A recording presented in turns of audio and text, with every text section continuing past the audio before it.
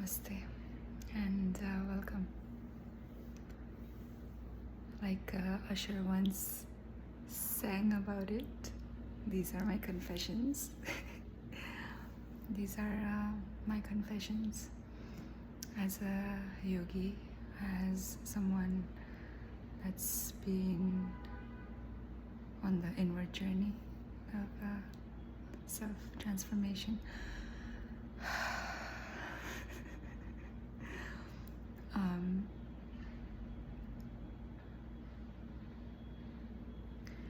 Just because you are on the path of self-transformation and you are practicing yogic practices daily, even if you are making progress on the spiritual journey, doesn't quite guarantee you that you will not be tempted, right? And we're not talking about temptations like the regular temptations, like what are the regular temptations, like partying or physical intimacy and all that other regular temptations, basically substances, etc.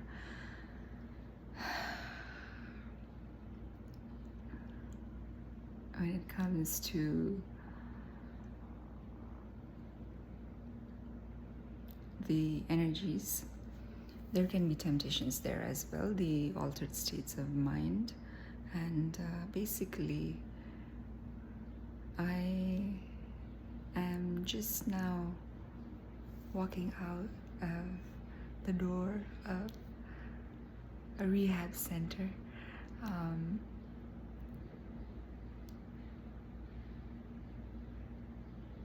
Kind of like an energetic rehab center where I had been overindulging in certain states, certain inner states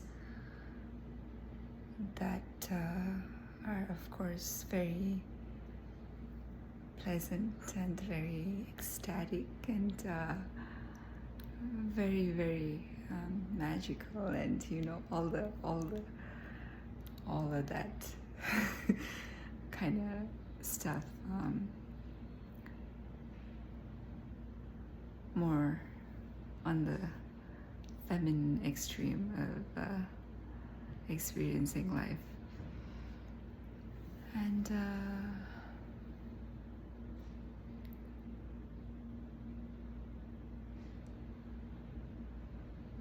when it comes to balance, I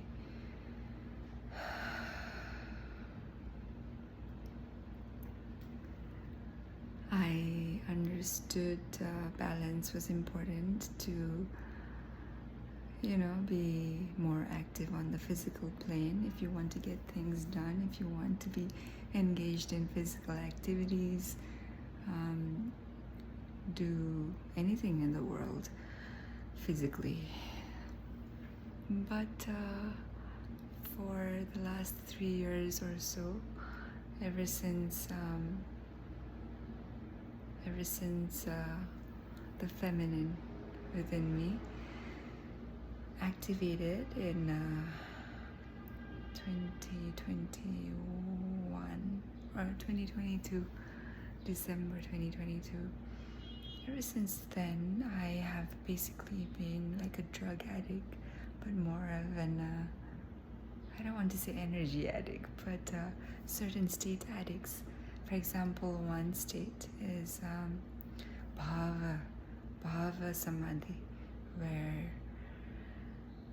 it's such a sweet, blissful, such a dissolving kind of a state that you don't want to come out of it. But it takes a toll on the physical body, and that's not good after some time. If it's if the physical body is not given priority and taken care of, and only certain states are given priority, then it's not safe actually. So anyways, I basically 2022 December was when I experienced the whole now termed Kundalini awakening, and that's a whole another story. But before that, I was living and experiencing life completely on the masculine side aspect of my being. What does that mean for those of you that might not know? Everybody has the feminine and masculine aspects within them, the yin and yang, the left brain, right brain, you know, how that manifests in our behavior and preferences, etc. basically. So before Kundalini awakening, I was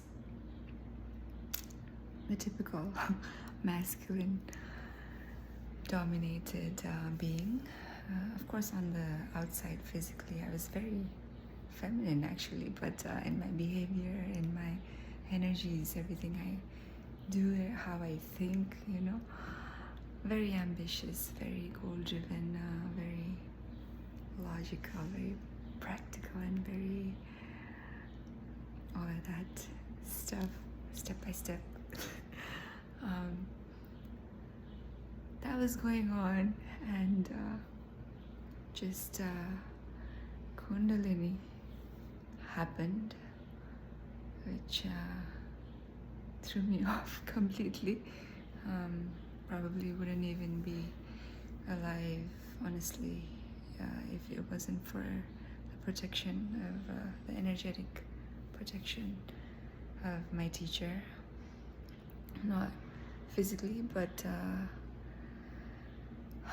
that's why having a teacher, and not just any teacher, but a realized, enlightened being, and knowing the fake ones from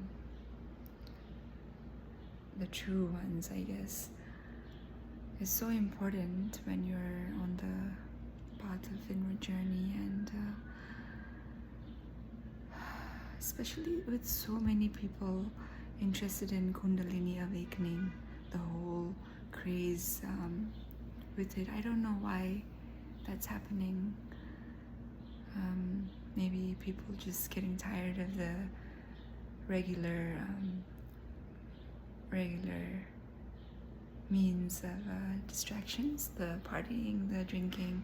It gets old after some time, at least for some people, and then the more spiritual experiences and more the ecstasies and within spirituality and mystical experiences and all that, right? The supernatural experiences, those things start to kind of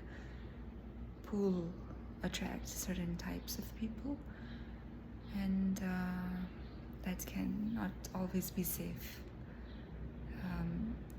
depending on the intention with which someone is practicing yoga, and with so many varieties of yoga,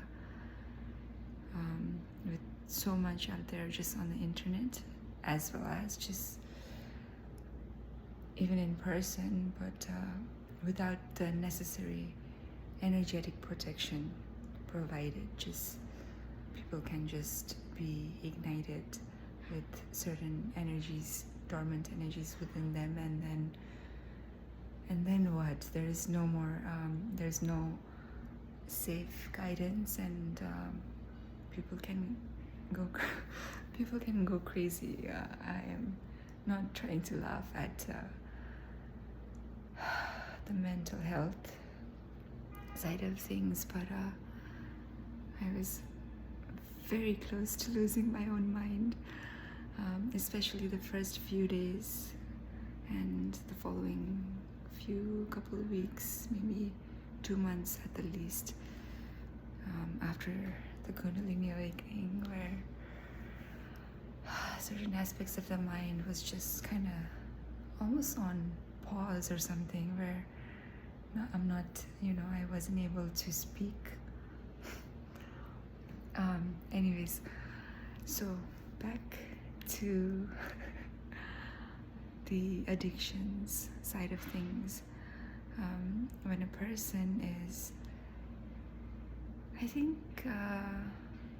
in the modern society, most of us right now, especially I'm in New York City right now, so especially in a big city like this, very ambitious and very materially driven, most people are experiencing life and going through their life with the masculine energy within them being the dominant driving force. So they're more focused on the physical and very little focus on spiritual practices, on the more subtle aspects of themselves, and less receptive to things that are beyond the physical, beyond the 5 senses.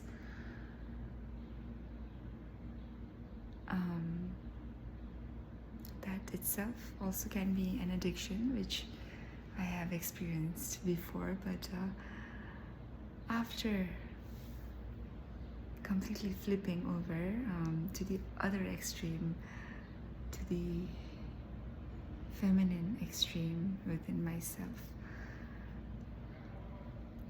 the last 3.5 years or so have gone by like 3 months, I would say. It feels to me, in my experience, it feels like it's been 3 months of me just floating around and just, in getting a taste of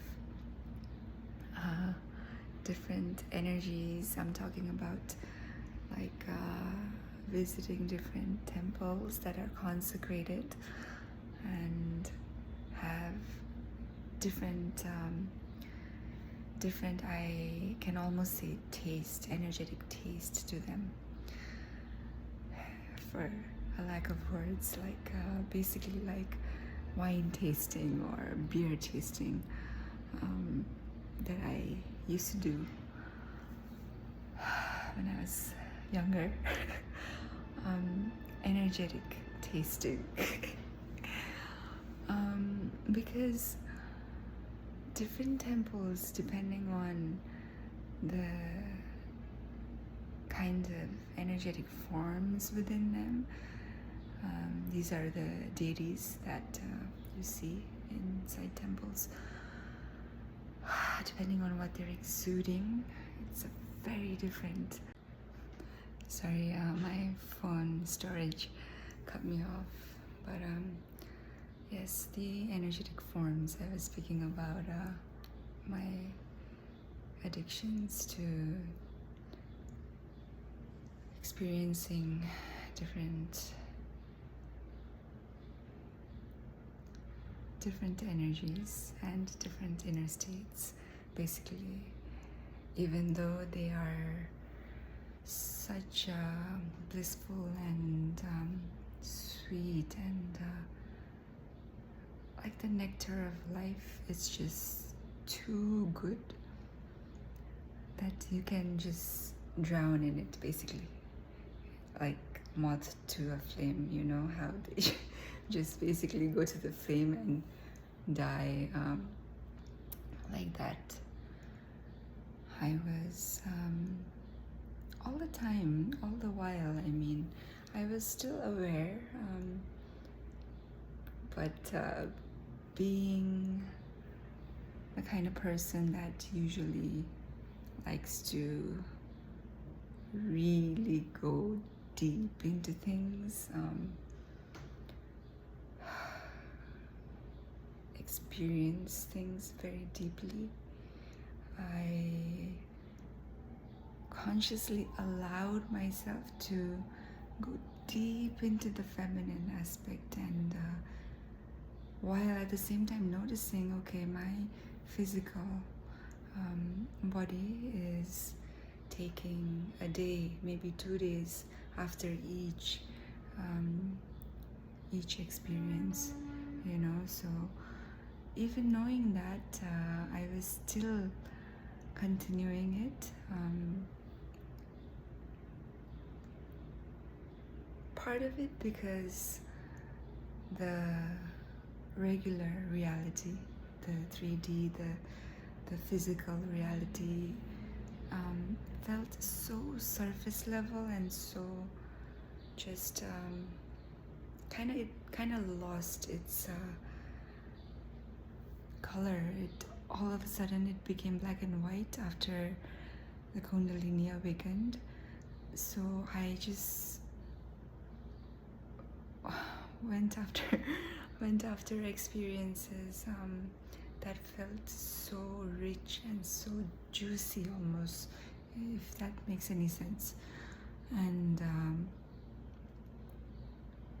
also there were all the different supernatural, the mystical, the spiritual experiences also happening along with those. A lot of different aspects opening and activating, and just going deeper and deeper into the feminine, and more layers are opening up, and you're just like exploring, and everything that comes up is new, and you're curious, and you go on deeper and deeper, and it pulls you in more, further and further, while at the same time you're just drunk and just completely not bothered, right, with the physical reality, which can look very crazy from another person's point of view. But knowingly, I thought, okay, I have this much in my savings account. I am gonna go in deep, like until either I, empty out my account, or until I reach that edge of my physical health, where I would no longer be able to sustain physically to keep feeding into these experiences, to keep anyways. So that is one aspect where proper guidance is needed, because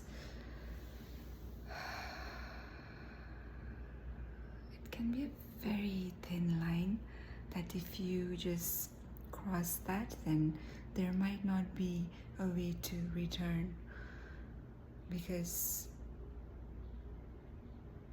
unless you know how to return, unless there is some sort of guidance or some sort of energetic protection that's pulling you back, very easy to lose the body, just kind of slip out of it, and just, oh, now I don't know how to get back, like, or not even out of the body, just basically slipping through dimensions. Okay, if you go into one, and then you want to be able to come back to the mental state, the inner state, where you are still able to function, where you still remember, where your memory works so that you know how to walk, and where everything else, the mental faculties work so you know how to talk, make the certain sounds that's gonna make the other people around you understand you, and all that good stuff that we usually take for granted, right? So it's a very subtle and very slippery slope, I would say that would be the word. when you're going deep into the feminine and just, you know, exploring all these sweet, floaty, fairy tale kind of life. Very addicting, very easy to get addicted to. I think. I mean, at least that's how I that's how I felt. But of course, my tendency to be a bit of an extreme, whatever it is, a bit of an extreme person where I go all in and I choose something, right? So that was an addiction, and came to a point where physically I started to become weak, and no major health issues, but if I continued on, I think even another couple of months, or even a few months, I knew that I would physically just kind of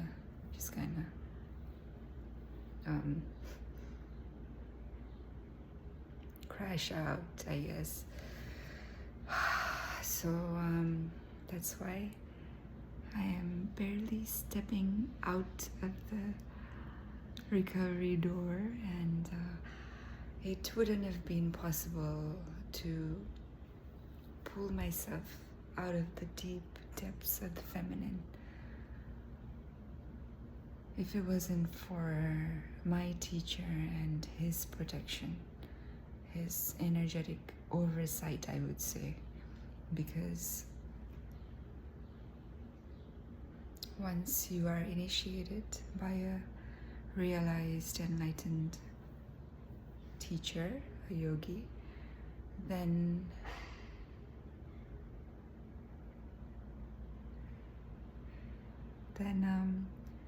that doesn't mean you can just go and be careless and do whatever you want, and still you're not going to get in trouble. Still you're gonna be almost immortal, coming out of it fine. No, not at all. But there still will be a certain energetic protection which you may experience in the form of I mean, there's just too many ways to experience, but the guidance, I mean, to experience the energetically experience the guidance, depending on individuals and how their intuition guides them. But I just wanted to put this out there, because with all the temptations of Kundalini this, Kundalini that, Kundalini awakening, you know, the experience, the excitement, the mystery, the thrill of it. Yes, it's there. Yes, it's there. But it's a very tightrope. It's a very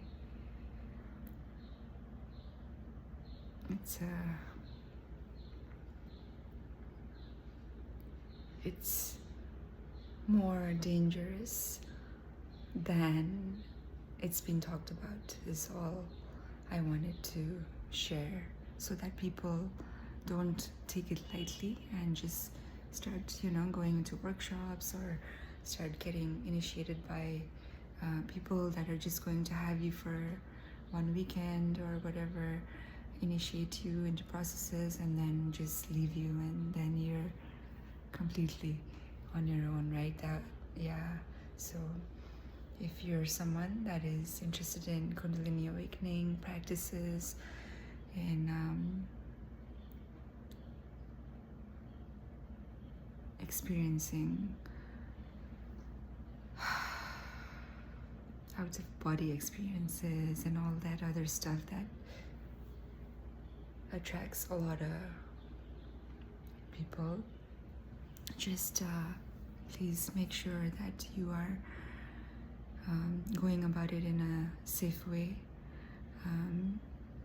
that you look into and understand your teacher's lineage and the level, or not the level, I mean, if they're eligible to be trusted with your life, because that's basically what you're doing, you know. So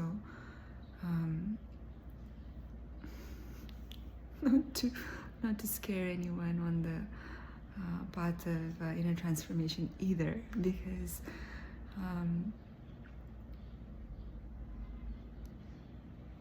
classical yoga and the teachers with good intentions will always take you in a way that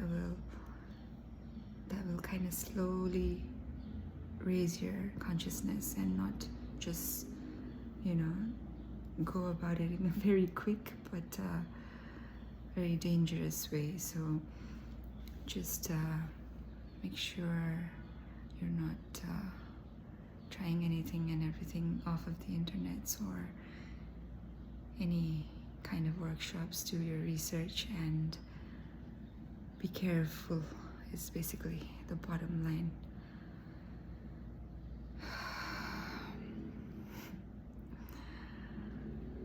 And if you're watching this, I hope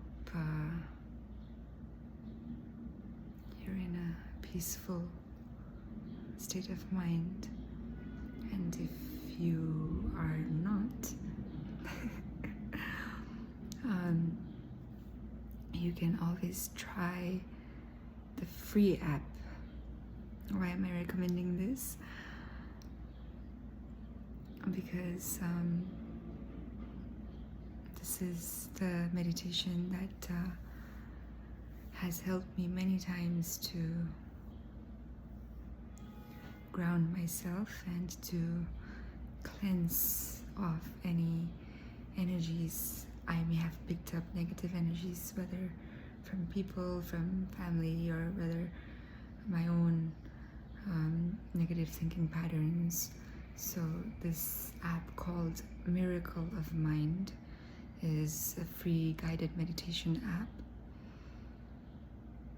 and basically it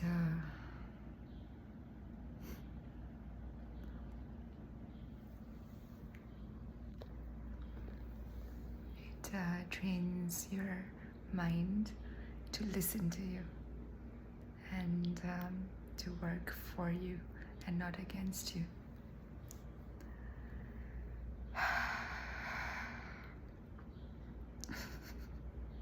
So much more to share, but I think this is enough. This is almost, oh my god, 30 minutes. So namaste to you all.